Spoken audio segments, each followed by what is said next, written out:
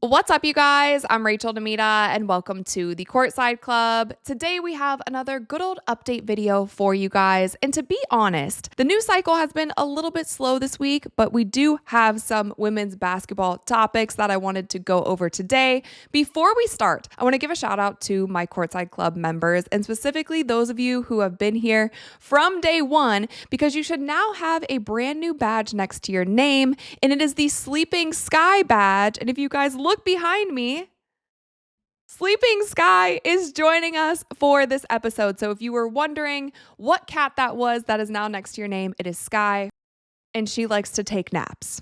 So with that, let's jump into today's video. I first want to talk about this article that just came out on ESPN, and it's entitled WNBA Owners, Insiders on Cathy Engelbert, Officiating, and CBA. And in this article, they talked to a lot of WNBA owners who remained anonymous, but they talked to them about the ongoing feud that's happening between Napheesa Collier and Cathy Engelbert, and also just what they can expect from the CBA. But there are some quotes here that stood out to me, and I wanted to share those with you guys today. One team executive said, "Once you have that kind of fighting with your best players, it's a death spiral." And they're talking about the ongoing feud between Napheesa and Cathy. If you guys haven't seen the other videos that I made on this topic specifically, definitely check those out so you know the full backstory.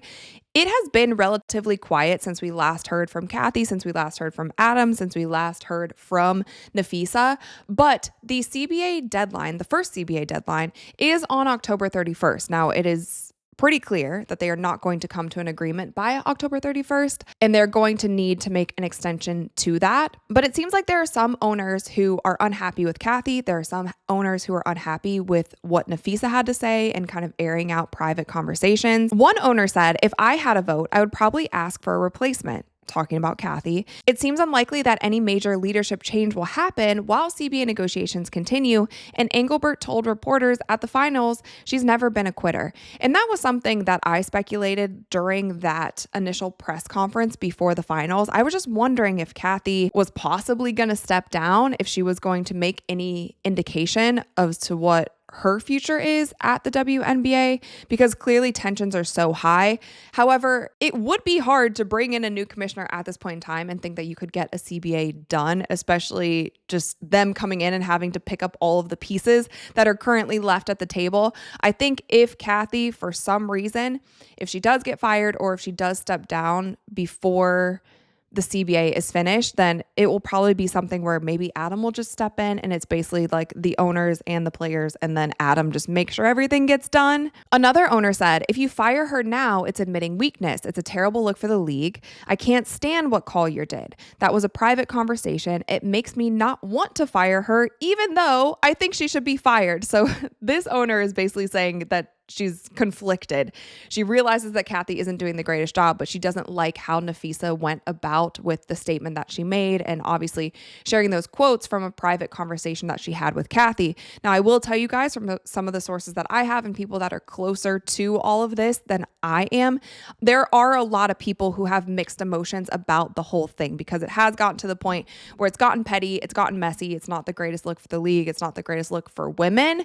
And so some people, as much as they agree with some of the things that Napheesa Collier had to say, they don't love the way that she went about it. Now, another industry insider said that Cathy has done so much for the league commercially, people forget how bad it was when she got there. Her time will end. I just think Adam is broken up by this. And like we've talked about in previous videos, Adam was the one who appointed Cathy Engelbert to become WNBA commissioner in 2019. And he appointed her there to help the league generate revenue, and he appointed her there because of her business background. Now, what I didn't mention in one of my previous videos is Cathy Engelbert actually did play basketball, and she did play basketball at the collegiate level. And so even though it seems like she doesn't understand modern basketball, she is somebody who played the game and should understand it. I personally just think that Cathy doesn't understand or isn't getting on board with modern basketball. It's kind of more of an old school mindset, even when it comes to the refereeing and all of those things. I've been one that's been calling for a clean sweep in all areas in the WNBA. Like I said, they fumbled the bag on so many things. And so I don't put all of the blame on Cathy. I think that there's a lot of things in play when it comes to the WNBA that need to change in order for it to be a profitable and successful business and be on par with other major sports like the NBA, like the NFL. But there are clearly some other owners who feel the same. Now, they also asked player Chelsea Gray, and she said, things are not where we thought and wanted them to be at this point.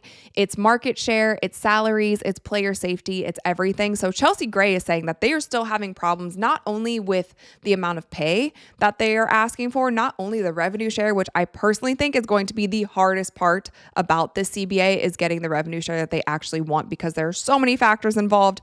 Check out my last video to understand that whole piece of it. But she's also talking about player safety, everything. So it seems like the players are saying that they are not even close. However, we have heard over and over, we've heard from Adam, we've heard from all these people that they intend on getting a deal done. So I don't know if some of these talking points are just to play hardball a little bit. But other than that, you guys, that's pretty much it when it comes to the CBA negotiations. It's been relatively quiet, although I'm sure that we'll hear next week that they will need to extend the deadline, and I will definitely keep you guys posted on that. Now, something else that was creating a stir online was the AP's greatest college basketball players of all time. So their first team, they included Caitlin Clark, Diana Taurasi, Cheryl Miller, Breanna Stewart, and Candace Parker. They also did the first team, second team based on positions. And in their second team unit was Sue Bird, Dawn Staley, Maya Moore, Chamique Holdsclaw, and Louisa Harris. I have to say, I don't know who Louisa Harris is. And I watched college basketball growing up, unless I'm missing something. Oh, okay. So she was at Delta State in 77. That's crazy. So that's why I don't know about her. Three-time Kodak All-American 1975 to 77. Interesting. And for the reserves, they have Ann Myers, Cheryl Swoops, Lisa Leslie, Brittany Griner, and Asia Wilson. And interestingly enough, I'm around the same age as Brittany Griner, and I remember going to AAU tournaments.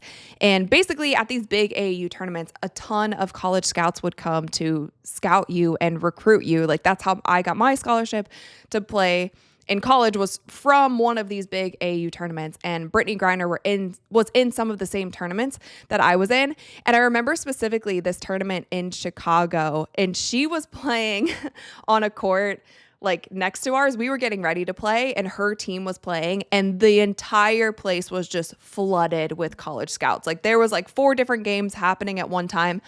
All of the scouts were watching Brittany Griner because she was just so extremely tall, even in high school. So just thought I'd share that with you guys. I just remember seeing how hard she was getting recruited by so many teams. But anyway, the reason that this list is making its rounds on the internet, of course, is because Caitlin Clark was included in first team. And a lot of people, again, are questioning why Caitlin Clark is on this list since she did not win any college championships. This is kind of a non-story because anytime Caitlin is included on any list, a group of fans have a problem with it. Everybody is going to talk about it for whatever reason. Because yes, when you look at this list, Diana Taurasi, multiple championships. Cheryl Miller has 2, so 2 championships. Breanna Stewart has 4, and then Candace Parker also has multiple championships. So everybody on here, but also everyone on here went to a school that wasn't Iowa. So obviously Diana Taurasi went to UConn.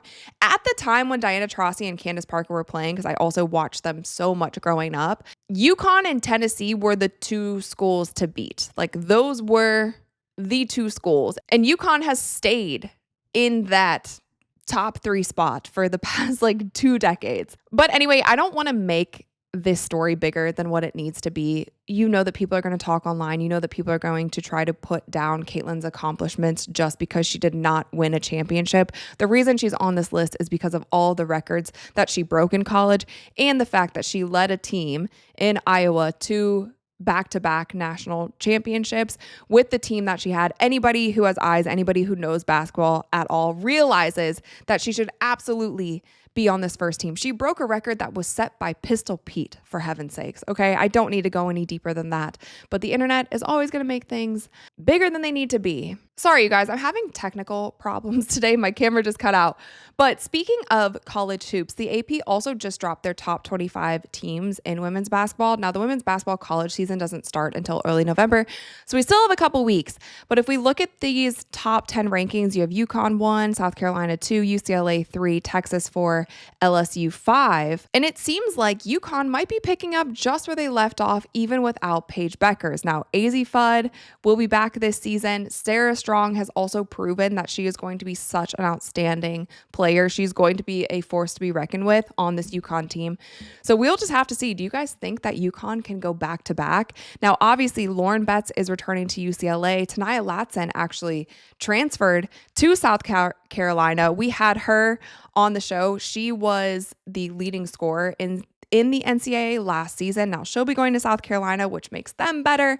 Texas obviously has Maddie Booker. LSU is always a powerhouse. Flage will be back. So there's a lot of outstanding players that we are going to see this season. And lastly, you guys, in some Caitlin Clark offseason news, she is going to be golfing again. So she is going back to the same tournament that she played in last year, the Anika PGA Pro-Am. If you guys remember last year, it's actually so funny because she was golfing and she hit a pedestrian with the ball. So Caitlin might not be as great of a golfer as she is basketball player, but everybody loves to see what she is up to. And also last year when she played in this same tournament, the organization was getting emails, so many emails asking how can we watch this? Can you please live stream it? And they originally weren't going to live stream, weren't going to televise it at all, but they ended up streaming it. And you were also already seeing all of the tweets of people asking please put it on national television. We want to watch this. But all right, you guys, I think that that's all that I have for you today. And I don't know why my room just got so dark. A big